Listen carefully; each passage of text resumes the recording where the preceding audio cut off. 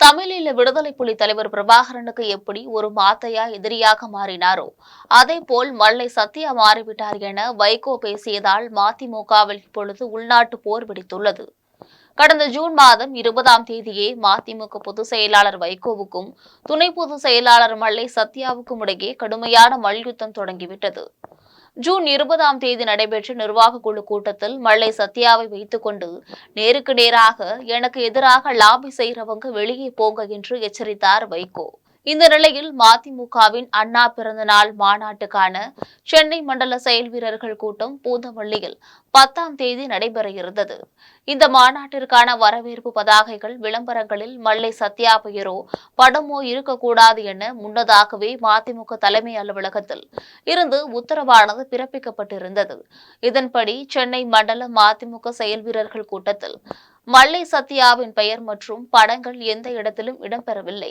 இதற்கு முன்னதாக வைகோ அளித்த பேட்டியில் மல்லை சத்யா சமீப காலமாக கட்சியின் எந்த கூட்டங்களில் கலந்து கொண்டாலும் இறுக்கமான முகத்தோடுதான் இருக்கிறார். சமீபத்தில் அவர் இங்கிலாந்து பயணம் மேற்கொண்ட போது கூட மாமல்லபுரம் தமிழ் சங்க தலைவராகத்தான் சென்றாரே ஒழிய மதிமுக காரனாக செல்லவில்லை. என்னிடம் எதுவும் சொல்லவும் இல்லை. அங்கே அவர் பங்கேற்ற நிகழ்ச்சிகளில் என் பெயரை கூட உச்சரிக்கவில்லை என்று காரசாரமாக பேச தொடங்கிய வைகோ மேலும் தனது பேச்சை தொடர்ந்தார். விடுதலை புலிகள் வரலாற்றில் மாத்தையாவை விட பிரபாகரனுக்கு விசுவாசமாக யாரேனும் ஒருவர் இருந்தது உண்டா? ஈழம் அமைந்தால் மாத்தையாவைத்தான் தலைமை அமைச்சராக முதலமைச்சராக ஆக்குவேன் என பிரபாகரன் என்னிடமே சொல்லி இருக்கிறார். அந்த பிரபாகரனை கொலை செய்வதற்கே மாத்தையா துணை போனார் என்பதை பொட்டம்மன் தான் கண்டுபிடித்து சொன்னார்.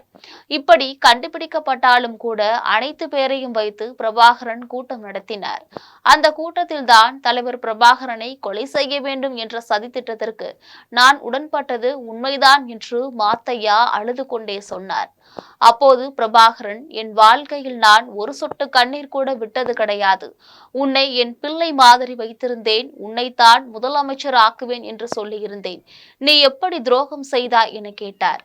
ஒரு காலத்தில் நன்றாக பணியாற்றிவிட்டு பின்னர் துரோகம் செய்வது என்பது சரித்திரத்தில் நிறைய பார்த்திருக்கிறேன். நான் அதை பற்றி எல்லாம் நான் இப்போது விரிவாக பேச விரும்பவில்லை என்று வைகோ பேசினார்.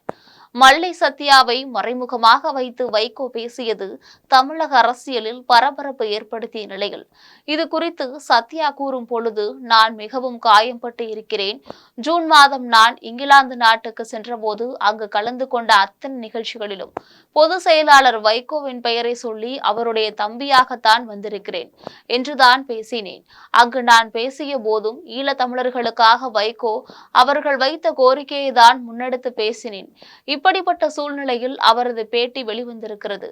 என்னுடைய நிலைப்பாடு என்ன என்பதை விரைவில் பத்திரிகையாளர்களை சந்தித்து பேசுவேன் என்றார் மல்லை சத்யா. இதற்கிடையே சாத்தூர் வெங்கடேஸ்வரா திருமண மண்டபத்தில் நடைபெற்ற நெல்லை மண்டல அதிமுக செயல் வீரர்கள் கூட்டத்தில் துரை வைகோ பேசும்போது, மதிமுகவுக்கு இது முக்கியமான காலகட்டம். நாம் எல்லோரும் பீனிக்ஸ் பறவை போல மீண்டும் எழுந்து விட்டோம் என்பதை உணர்த்தியாக வேண்டும்.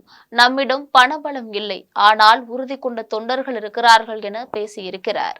மதிமுக பொதுச் செயலாளர் வைகோவும் துணை பொதுச் செயலாளர் மல்லை சத்யாவும் கடந்த 6 மாத காலமாகவே மோதல் போக்கை கடைபிடித்து வருகிறார்கள் என்பது முக்கிய செய்தியாகும்.